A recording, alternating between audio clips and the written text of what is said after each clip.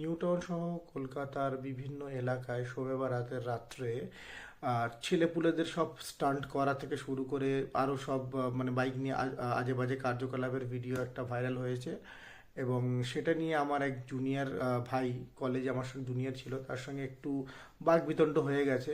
আমরা কলেজে দাদা ভাইয়ের মতো থাকি সব সময়, বিশেষ করে ইঞ্জিনিয়ারিং কলেজে এই রিলেশনশিপটা খুবই ভালো থাকে আমাদের। ও খুব ভালোবাসা সম্মানের সঙ্গে আমরা একে অপরের সঙ্গে মিশি, এবং আমি জানি তারা আমার খুব সম্মান করে, আমিও তাদের খুব ভালোবাসি। এবারে এই বর্তমান পরিস্থিতির রেসপেক্টে অনেক জিনিস এমন হয়ে যায় যে একে অপরের সঙ্গে একটা বাকবিতণ্ডে জড়িয়ে যায়। এবারে এই জন্য আমার মনে হলো যে এই ভিডিওটা আমার বানানো উচিত, যে আমরা এত ডিফারেন্ট কেন, the Muslim peoples and the Hindu peoples. আমরা বন্ধু আছি, দাদা ভাইয়ের মতো থাকি, তারপরেও আমরা এত একটা মনের মধ্যে ডিফারেন্স থাকে কেন? সেই জিনিসটা ক্লিয়ার করার জন্য বা সেই জিনিসটা কেন এসছে একটু জানার জন্য এই ভিডিওটা আমি বানাচ্ছি। আগে বলে রাখি যে যে ঘটনাটা ঘটেছে সেটা অত্যন্ত ন্যাক্কারজনক, অত্যন্ত বাজে জিনিস, এবং যারা করেছে তাদের বিরুদ্ধে আইনত ব্যবস্থা নেওয়া উচিত, দরকার পড়ে গ্রেপ্তারি করা উচিত। তো এই অবধি এটা গেল। এবারে আমি আসছি ওই ম্যাটারটাই, যে আমরা এত ডিফারেন্ট কেন একে অপরকে, লাইক সামনাসামনি তো সম্মান করি সব করি, কিন্তু পিছনে কোথাও একটা মনে অসন্তোষ থেকে যায়। এ বলে ও তো হিন্দু, ও আলাদা, ও বলে ও তো মুসলিম, ও আলাদা। এই ডিফারেন্সটা কেন? তো এই ডিফারেন্সটার একটা কারণ হচ্ছে যে আমাদের মধ্যে মানে কালচারাল আদান প্রদানটা খুব কম। কেন, রিলিজিয়াস দিক দিয়ে আমরা অনেকটা এতটাই রিজিড হয়ে আছি যে একে অপরের সঙ্গে ঠিকঠাকভাবে মিশি না। আমি যখন স্কুলে পড়তাম, তখন প্রথম প্রথম যখন আমরা ভর্তি হই, তখন বন্ধু বানাতে খুব অসুবিধা হতো। একটা কোথাও একটা মাইন্ডের মধ্যে এমন একটা জিনিস থাকতো যে এই একটু আলাদা, ওরা কেমন হবে না হবে জানি না, ওরা ভাবতো যে আমরা কেমন হব না হবো জানি না। তারপর বন্ধুদের মধ্যে ফ্র্যাঙ্কনেস বাড়লো, আমরা একে অপরকে বুঝলাম যে আমরা তো নর্মাল। তারপর তাদের বাড়ি যাওয়া যখন শুরু করি, তখন তাদের বাবা মাদের মধ্যেও একটা জিনিস দেখি যে তাদের একটা মনে কিন্তু ভাব থাকে। পরে যখন তাদের বাবা মার সঙ্গে আরও ইন্টারাকশন বাড়লো, তার বাবা মারাও কিন্তু আমার বাবা মার মতো, একদম সেম নিজের ছেলের মতো আমাদেরকে ট্রিট করা শুরু করলো। তখন আমি বুঝতে পারলাম যে ব্যাপারটা হচ্ছে যে আমরা অজানার প্রতি যে ভয়টা থাকে, যে কোনো একটা জিনিস আমরা যখন অন্ধকারে যাই ভয় কেন পাই? আমরা অন্ধকারকে জানি না, অন্ধকারকে বুঝি না, ওই জন্য অন্ধকারে যেতে ভয় পাই। আপনি আপনার বাড়িতে কারেন্টটা হয়ে গেলে কিন্তু দিব্যি ঘুরে বেড়ান, কিন্তু অন্য জায়গায় যদি আলো না থাকে ভয় পায়। তো সেই রকমই একটা জিনিস, বুঝতে পারলেন? তো ফ্যাক্টরটা এসে যাচ্ছে যে তাহলে মুসলিমরা এত ডিফারেন্ট কেন, সবাইকে মুসলিমদের এত ডিফারেন্ট কেন মনে হয়? এটা জানতে গেলে আমাদের একটু পিছিয়ে যেতে হবে, ঠিক আছে? ঠিক স্বাধীনতা বা স্বাধীনতার আগের একটু সময় পিছিয়ে যেতে হবে। যে ও আমাকে জিজ্ঞেস করছিল যে তোমরা যে জানো যে তোমাদেরকে ভোট ব্যাংক হিসেবে ইউজ করা হয়, তারপরেও তোমাদের মানুষগুলো মানে সেই সমস্ত রাজনৈতিক দলগুলোকে সাপোর্ট করে যায়, ভোটের সময় তাদেরকে ভোট দিয়ে যায়, এবং পরবর্তীকালে তোমাদের হয়ে কিছু করছে না, তারপরেও তোমরা তাদেরকে ভোট দিয়ে যাচ্ছ। এর কারণ কি? তো বেসিক্যালি এর কারণ হচ্ছে যে আমাদের সমাজটা হচ্ছে একটু মানে পড়াশোনার দিক দিয়ে একটু পিছিয়ে, একটু অর্থোডক্স টাইপস আছে। তো সেই কারণে এদেরকে যা নয় তাই একটা বুঝিয়ে দিতে পারলেই তাদের কাজ হয়ে যায়। এবার তার প্রশ্ন হচ্ছে যে তোমরা অর্থোডক্স কেন, বা তোমরা পিছিয়ে পড়েছো পড়াশোনার দিক দিয়ে কেন, তোমরা পড়াশোনা করোনি কেন? এরও একটা ইতিহাস আছে। তো স্বাধীনতার আগে বা স্বাধীনতার পরে এই যে সময়কালটা চলেছিল, ব্রিটিশ আমলে ব্রিটিশরাও করে গেছে ডিভাইড অ্যান্ড রুল। তো ওই সময় কি হয়, যখন মানে এই ওই পিরিয়ডটা চলছিল, তখন কি হয় ওই সমস্ত জায়গায় মানে মানে কিছু কিছু মুসলিম লোকজন খুব শিক্ষিত হতো, তারা উঁচু পদে চাকরি টাকরি পেতো, ঠিক আছে।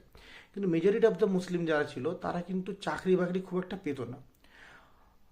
ফর অ্যান এক্সাম্পল, আমাদের পাড়ায় এরকম প্রচুর শিক্ষিত মানুষ আছে, বয়স্ক মানুষ দাদুর বয়সে, তারা লেখাপড়া অনেক করেছিল কিন্তু কোনো জায়গায় চাকরি হয়ে ওঠেনি, পরবর্তীকালে আবার তাদের ফিরে এসে বাড়িতে একটা ছোট কাজ করতে হয়েছে।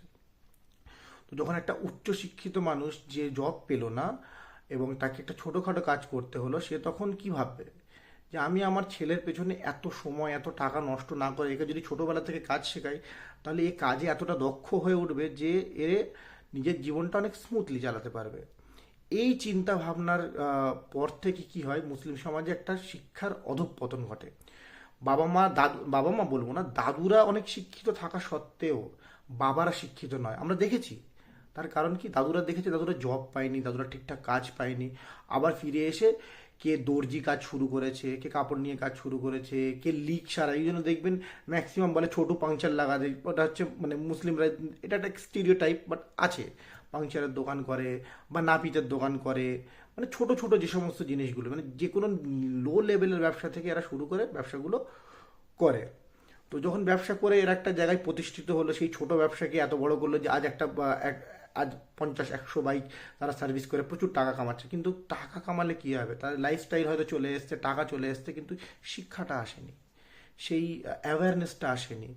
এবং যেহেতু দাদু ওটা করে গেছে, দাদু নিশ্চয়ই ওই ভেবে গেছে যে না, আমি আমার ছেলেকে কাজ শেখাবো, লেখাপড়া নয়।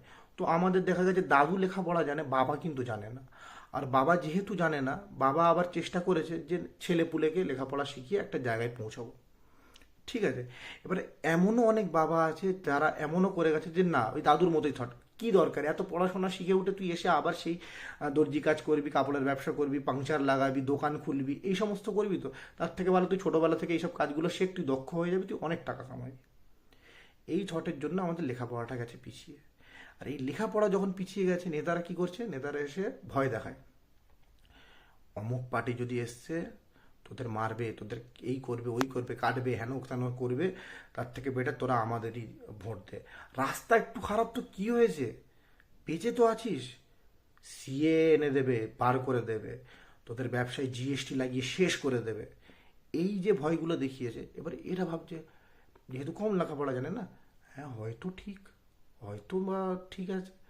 এবারে বর্তমানে যে যে এই জিনিসটা বোঝাচ্ছে, সে ঠিক করছে কি ভুল করছে এইটা ভাবনা চিন্তার ক্ষমতা নেই, এদেরকে একটা দূরের ভয় দেখিয়ে রেখেছে। বুঝতে পারলেন, যে ওইটা এলে এই হবে, ওর থেকে আমি বেটার, ও এলে এই করে দেবে, সে এলে ওই করে দেবে। বুঝতে পারলেন তো ব্যাপারটা?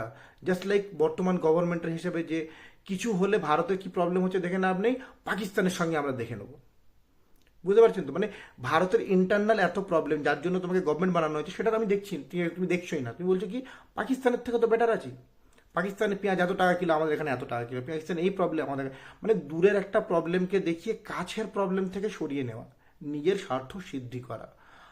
আর পুরো ভারতবর্ষের মানুষ যেরকম পাকিস্তানের ওই ক্যারট দেখিয়ে মানে বোকা হয়ে এদের কথা শুনছে, সিমিলারলি আমাদের বাংলাতেও তাদেরকেও ওই ক্যারট দেখানো হচ্ছে, ও এলে এই করবে, ও এলে ওই করবে, এরাও সেই হচ্ছে।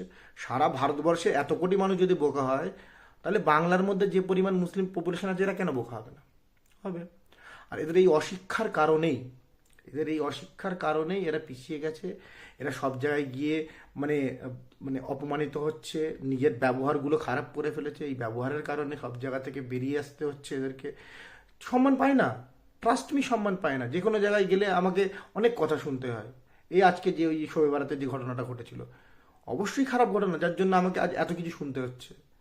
কিন্তু এর পেছনে কারণ কি, এর পেছনে ইতিহাস আছে অবশ্যই। এবারে দেখুন, ইতিহাসটা খারাপ বলে সেটাই নিয়ে কানতে বসলে তো হবে না, নিজেদেরকে মডিফাই করতে হবে, নিজেদেরকে আপডেট করতে হবে, সমাজের সঙ্গে চলতে হবে। আমরা সকলে ভারতবাসী, আমাদের উন্নতি ভারতের উন্নতি। ভারতে থাকতে গেলে ভারতকে ভালোবেসে ভারতের মতো হয়ে থাকতে হবে আমাদের। কেন, হাজার হয়ে যাক, আমরা ভারতীয় মুসলমান, আমরা ভারতীয় মুসলিম, আমরা বাইরে থেকে আসিনি, আমাদের বংশ এখানে, আমাদের 4-6 পিঁড়ি পেছনে গেলেই তুমি হিন্দু দেখতে পাবে। তো আমরা এখানকারেরই বংশধর, আমরা এখানকারেরই মানুষ। তো এইটা ভাবার কিছু নেই যে আমরা মুসলিম মানে অন্য জায়গা থেকে এসেছি। ভাই, মানুষ হও, ভালো থাকো, ভালো রাখো, আর দেশের হয়ে থাকো।